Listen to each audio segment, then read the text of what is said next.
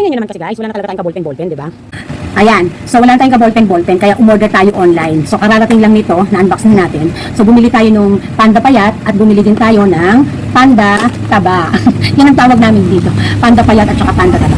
Panda Classic at saka Panda Crystals. So, yan, meron na tayong paninda. So, bumili tayo ng 2 box ng Panda Crystal o Panda Payat at saka Panda Taba. Bumili tayo ng 3 box. Ang taray, no? Ganito kasi sipat ang mga estudyante dito sa amin magsulat.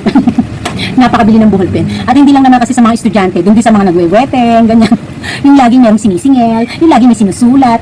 Bumili din tayo ng iba't ibang klaseng mga gel pens. Sa dami ng estudyante dito, talagang iba't ibang levels. So talagang iba't ibang levels na rin ang kailangan nila. 0.5 na sign pen, gel pen, gano'n. Meron din tayong test good. So dito talaga ang ballpen walang tapon, lahat binibili, no? Lahat binibili talaga ng mga estudyante. May mga sarili-sarili silang choices.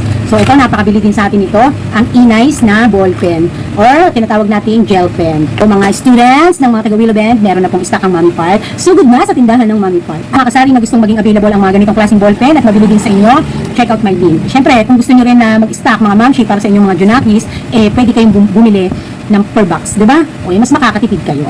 So meron din tayong flex stock. Ito lang ang problema, namali ako ng checkout. Blue ang na-checkout ng inahan.